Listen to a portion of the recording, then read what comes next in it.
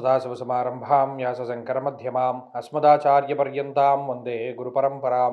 జ్యోతిష్శాస్త్రాన్ని భావితరాల వారికి ప్రసాదించిన ఋషుల యొక్క పాదపద్మాలకి నమస్కారం చేసుకుంటూ, అలాగే నాకు ఈ జ్యోతిష విద్యను నేర్పిన గురువర్యులు జ్యోతిష బ్రహ్మ కీర్తిశేషులు శ్రీ ఈరంకి సూర్యనారాయణమూర్తి గారు, సూర్యశ్రీ దైవజ్ఞ గారి యొక్క పాదపద్మాలకి నమస్కారం చేసుకుంటూ, ఓం శ్రీ మహాగణాధిపతి నమః, శ్రీ గురుభ్యో నమః, హరి ఓం.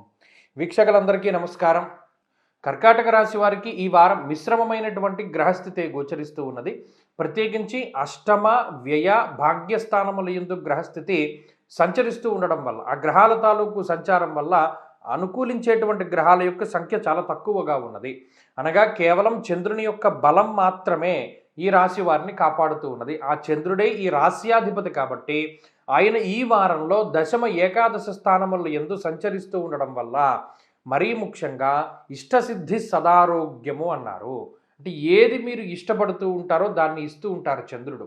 ఎందుకంటే చంద్రబలం అనేటువంటిది చాలా ముఖ్యం. యథామాత సుతాన్ రక్షే తథా రక్షత చంద్రమ అని తల్లి ఎలా రక్షిస్తుందో చంద్రుడు అలా కాపాడుతూ ఉంటాడు. అందులో ఆయన మీ రాశ్యాధిపతి. మిగతా 8 గ్రహాలు ప్రతికూలంగా ఉన్నప్పుడు మిమ్మల్ని కాపాడుకునేటువంటి బాధ్యత చంద్రుడి మీద ఉన్నప్పుడు ఆయన సకాలంలో మీకు సహాయం అందేలా చేస్తారు. ఇది ప్రత్యేకమైనటువంటి విషయం. మీకు చాలా ఇబ్బందులు ఉన్నాయి. అష్టమంలో కుజుడు ఉన్నారు, అష్టమంలో రాహు ఉన్నారు, అష్టమంలో బుధుడు ఉన్నారు. అంటే ఏ నిర్ణయం తీసుకోవాలో తెలియదు, ఏ విధంగా స్పందించాలో తెలియదు, ఒక సమస్య వస్తే ఎలా ముందుకు వెళ్ళాలో అర్థం కాదు. అటువంటి సందర్భంలో ఎవరైనా వచ్చి మీకు సహాయం చేయాలి, లేదా అనుభవపూర్వకంగా మీకు జ్ఞానం వచ్చి దాని నుండి బయటపడాలి. ఇటువంటి వాటిల్లో చంద్రుడు ఎక్కువగా ఉపయోగపడుతూ ఉంటారు. ఉద్యోగపరమైన సమస్యలు వచ్చినా, ఆర్థికపరమైనటువంటి చిక్కుముళ్ళు ఏర్పడినా, లేదా మాటపరమైనటువంటి సమస్యలు ఏర్పడుతూ ఉన్నా, లేదు ఆర్థికంగా పలానా రూపాయి మనం ఖచ్చితంగా పెట్టవలసి వచ్చినప్పుడు మన జేబులో రూపాయి లేనప్పుడు ఆ పనిని ఎలా పూర్తి చేయాలి అనేటువంటి దాని మీద చంద్రుని యొక్క పరిపూర్ణమైనటువంటి ఆ మనస్సు, చంద్రుని ఆధిపత్యంలో ఉండేటువంటి మనస్సు మీకు స్పష్టంగా మాట్లాడుతూ ఉంటుంది. ఈ వారంలో మీ మనసు చెప్పేటువంటి మాటల్నే వింటూ ఉండండి. అలాగే ఎరుపు రంగు వస్త్రములు ధరించినటువంటి వారు చెప్పేటువంటి మాటలు వినకండి.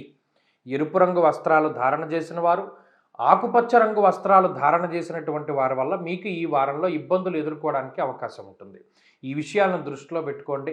గ్రహస్థితి కొంత ప్రతికూలంగా ఉంది అనేటువంటి విషయాన్ని దృష్టిలో పెట్టుకోండి.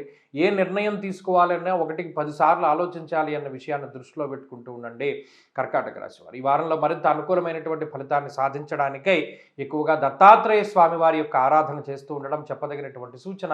ఈ వారంలో కలిసి వచ్చేటువంటి రోజు సోమవారంగా చెప్పవచ్చును. అదృష్ట సంఖ్య 5, అదృష్ట వర్ణము తెలుపు. తదుపరి సింహరాశి.